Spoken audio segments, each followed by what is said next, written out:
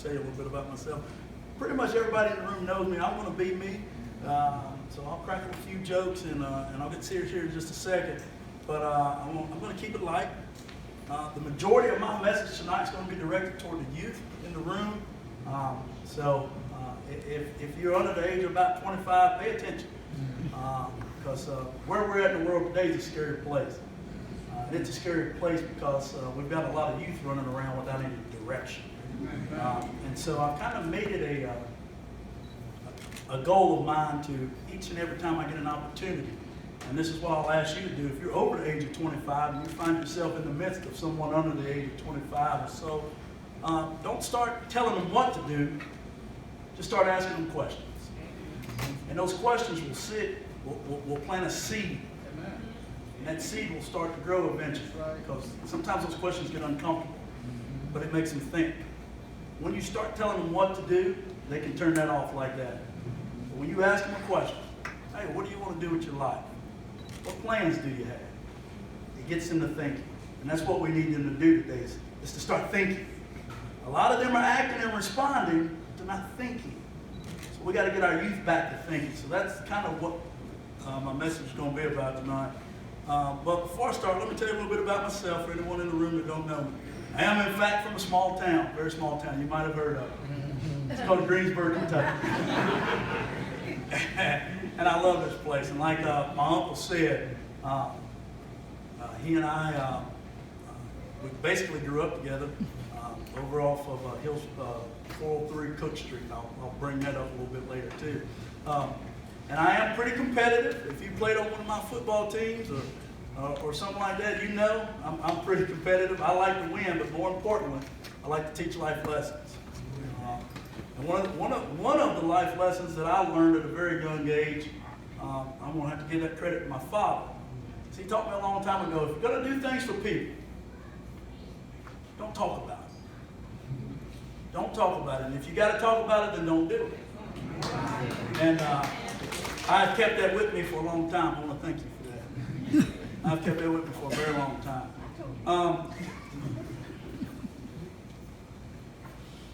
So I am from Greensburg, Kentucky.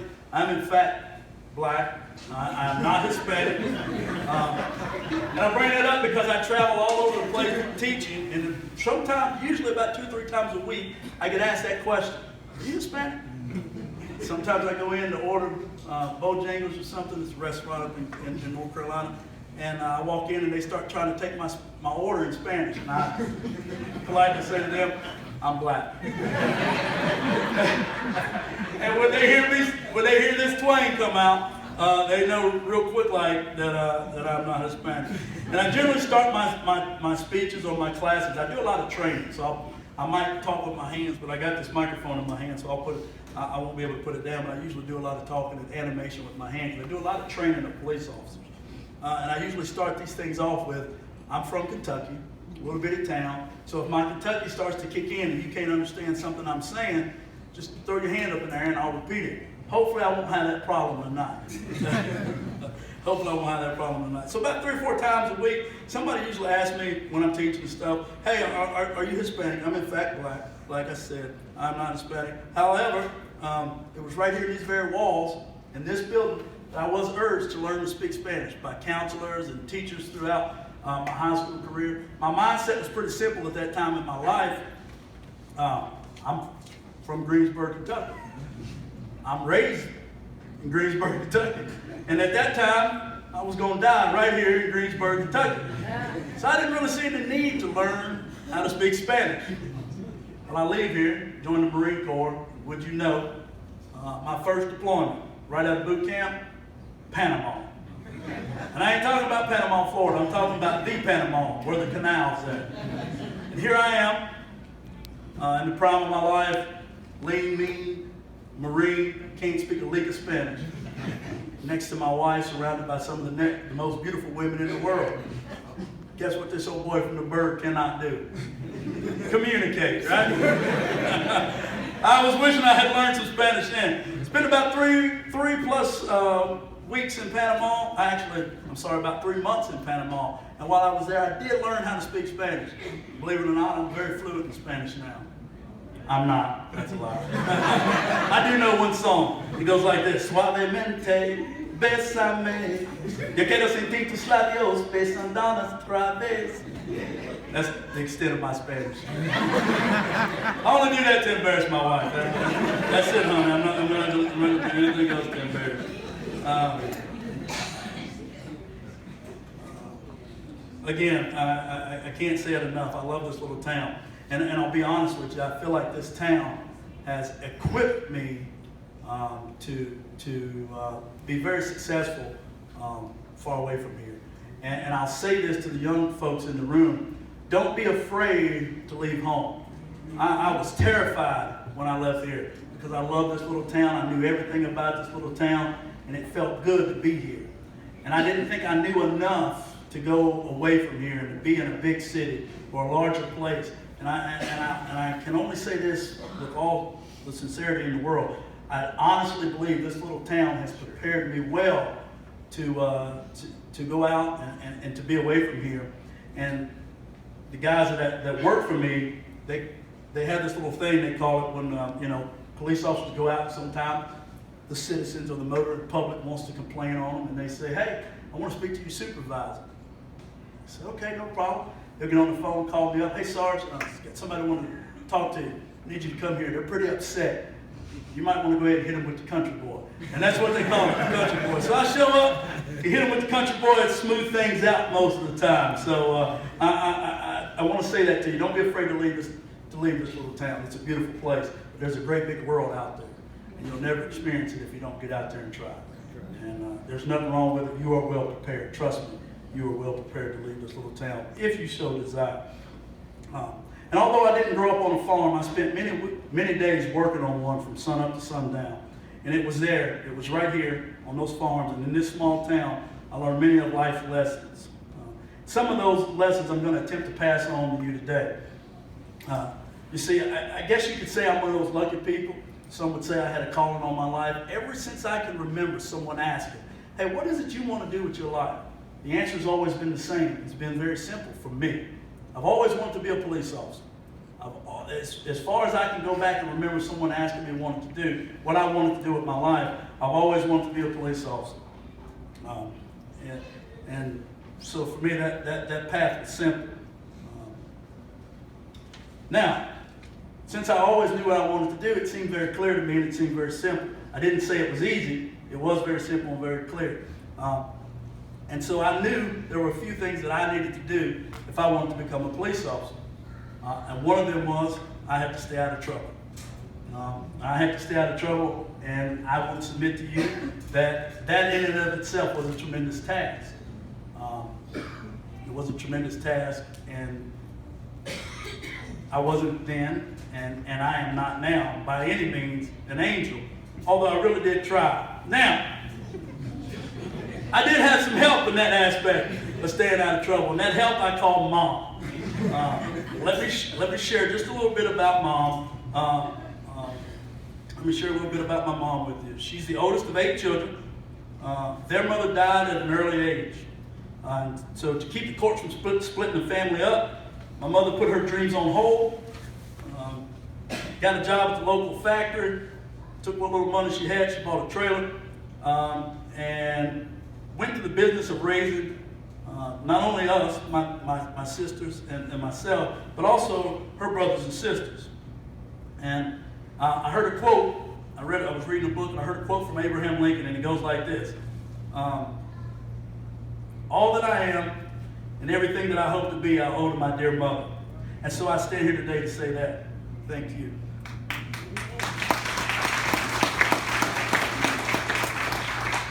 Now, if you know anything about my mom, you know she was tough. And Mark and Andre and Cecil and all of them, they ruined my childhood because I couldn't get away with anything. Because they had already tried it and she had already squashed it. That's just how it was growing up in my house. My mother commanded discipline.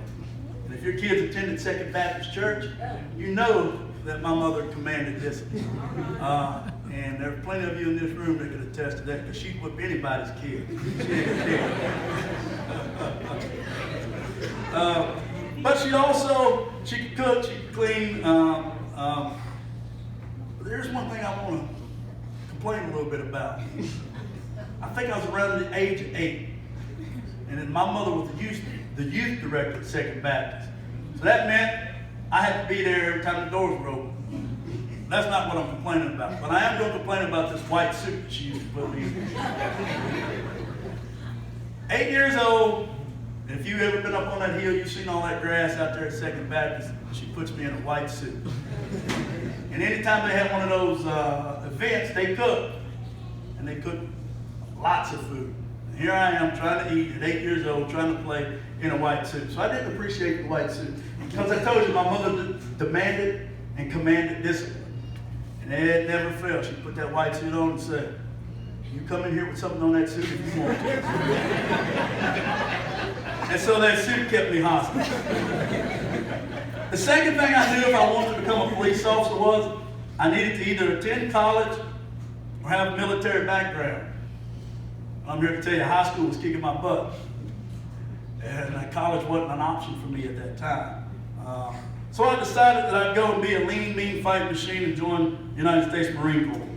And now, although I'm not as lean, probably not as mean, I still consider myself a Marine. And let me tell you this, for the most part, belonging to something is one of the greatest feelings a person can have. So, I say all that to say this. If you have a young person in your life that tells you they want to join the Marine Corps, don't discourage them. If they tell you they want to join the military, don't discourage them. Military life it's a good life, it's a productive life, and it will put you on a path of success. The Marine Corps was what I needed when I needed it. And so I'd like to thank the Marine Corps for that. So I left here in 1998, joined the Marine Corps. I was actually in this building. The first time I took the ASVAB test. High school made us take it. The first time I took that test, I didn't even open the book. I just went down through there marking the answers. And I'll never forget this guy, a Marine Corps recruiter by the name of Troy Mazingo. Standing out in the hallway of that, or in the classroom, corner of that classroom, he said to me, "That's all right, you'll be back. The next time you come back to take this test, you'll open that book." And sure enough, I did come back. And not only did I open that book, I asked him to help me study and figure out how to pass and get a high enough score to do the job that I want to do in the Marine Corps. Funny story, side note to that was crossing the tarmac. This is how the Lord works. Crossing the tarmac in Panama, several years removed from meeting Troy Mazingo in his classroom. We're getting off the plane that took us over there, and this unit that we're relieving is getting on the plane. Who's the first person I bump into crossing the tarmac? My Marine Corps recruiter, Troy Mazingo. So, after 4 years,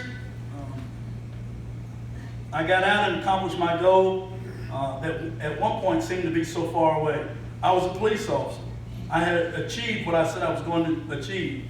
And now after 16 plus years on the job, I've set another goal. And that goal is to encourage the youth of the world today.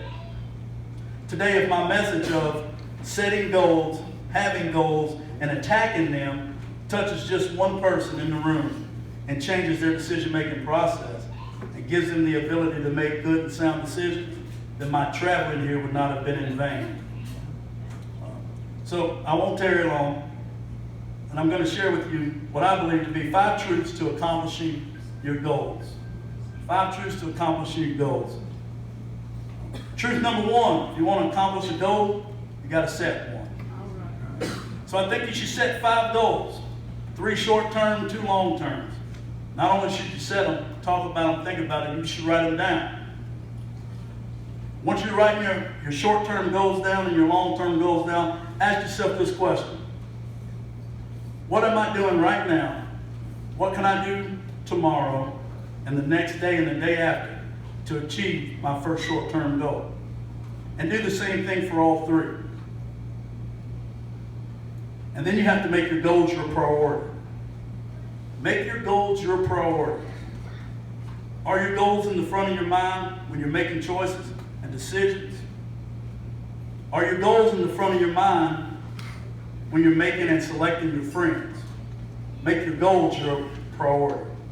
Examine your life. and identify the things, places, and the people that are not helping you toward attacking and achieving your goals. Put those people, places, things, and I'd even say devices in their proper place.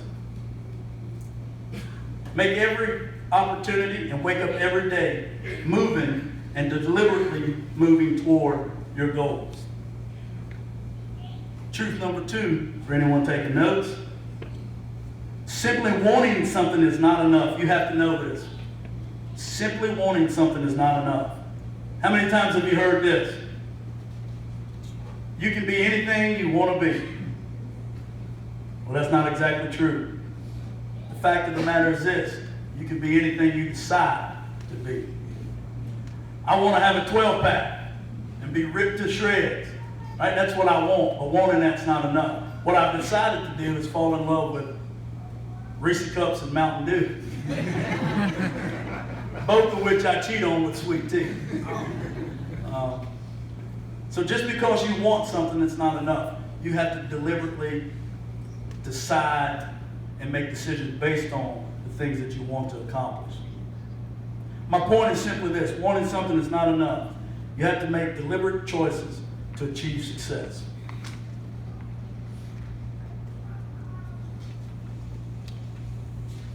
Truth number 3, decide well beyond the day. At this age in your life, you should know this. What you are to be, you are now becoming.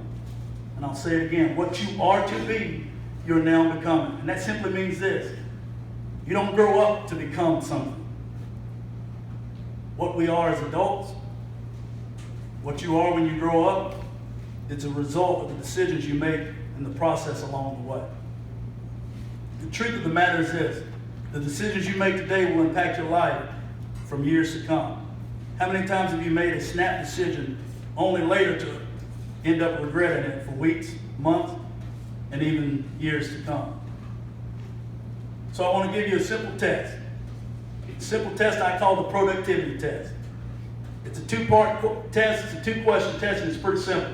You can employ this test on any decision-making process you have. If I were to ask you, do you consider yourself to be productive or counterproductive? Most people would say, I'm a productive person. Well, if that be so, then prior to making any decision, you should ask yourself this first question: is this choice, is this decision productive or counterproductive as it relates to my goals? Let's remember, everything we're doing with our goals as priority. So is this decision that I'm about to make productive or counterproductive as it relates to my goal? If it's counterproductive, then the answer is obvious. Simply don't do it. Question 2, how is what I'm about to do, say, or allow to happen to me going to help me attack my goals? If the value of any decision is not readily apparent, perhaps that decision should be put on hold. Truth number 4, the naysayers don't matter. You have to understand this, and you got to know this. The goals you have may not make sense to other people, and that's okay. They don't have to. Don't allow the limitations placed on you by others to stop you from attacking your goal. Here's the truth: someone's opinion of you does not have to become your reality. Amen. Someone's opinion of you does not have to become your reality. All right. So many people told me when I said I was going to join the Marines, you'll never make it. They said I was too this, I was too that, my attitude was too bad. Some even said I was lazy. But I proved them all wrong. And not only did I make it, I embraced it. Making sergeant in just under 3 years, holding a billet 3 times my rank, and being placed in charge of millions of dollars worth of equipment in my early 20s. See, here's the truth. The world is full of people standing by to tell you how, why, and what you can't do. None of them matter. Amen. All right. I learned many, many years ago in this very building when a head football coach cornered me in a classroom and asked me a very uncomfortable question. He said, "Hey, Butler, what is it you want to do with your life?" "I'm not sure," I replied. He quickly said, "Don't you think it's about time you figure it out?" "I guess so, Coach." "Well, you need to do more than guess. Take a second, son. Look in your hands. Tell me what you see." Puzzled. "I see my hands, Coach." "No, son. It's your future. Your future's in your own hands, and it's your responsibility to do something with it. And if you don't, it's nobody's fault but your own."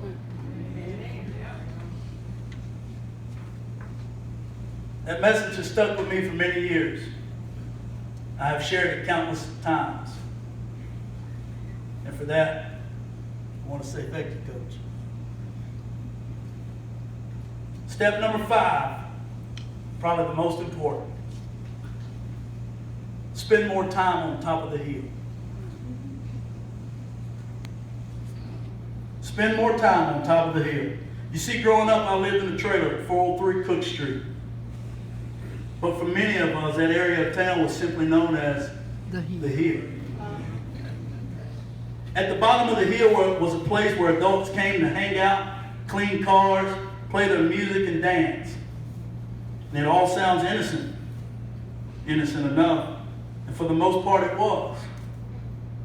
But if we're being honest, adults also came to the hill to do things like drink, gamble, use drugs, and participate in the occasional fight.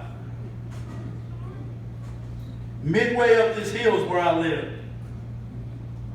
But if you were to go caddy corner to the left, at the top of this hill stood a little white building. That building was called Second Baptist Church. My mother, having the wisdom of having raised her brothers and sisters, knew that life was about to start teaching her baby boy some lessons. So she made sure I spent more time on the top of the hill than I did at the bottom. In fact, I remember her telling me many a times as a child, "If I catch you at the foot of that hill, you better give your soul to Jesus, because your butt's going to belong to me." That's the PG version of that.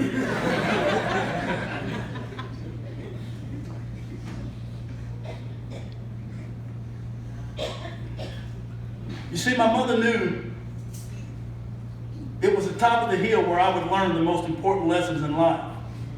She knew that her baby boy would need the foundation of faith, the love of Christ, and the grace and mercy of God to reach any level of success.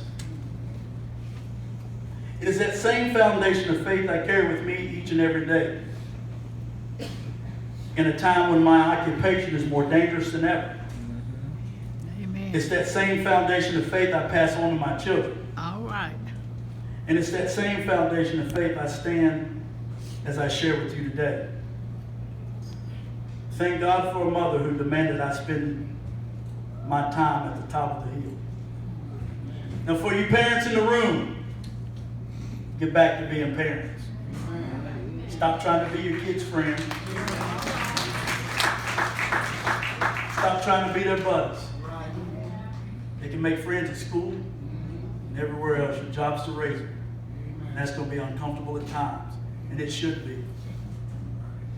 If you've got a teenager in this room, you hadn't gotten uncomfortable, you're not doing a good job. So in closing, I'd like to share. Achieving success is not a matter of luck, but rather a matter of deliberate and focused process, coupled with sound decision making. Success is not an accident, it's a result. So be mindful of the truth. Set goals and attack them. Understanding that wanting something is not enough. It's only part of the process. Base your decisions and make your decisions well beyond the implications of the day. Never mind the naysayers Your future's in your own hands. And most important, spend your time at the top of the hill, building the foundation of faith and seeking God's purpose for your life. It's my prayer that all of you are blessed with the wonderful experience of setting and achieving your goals. Thank you. God bless you.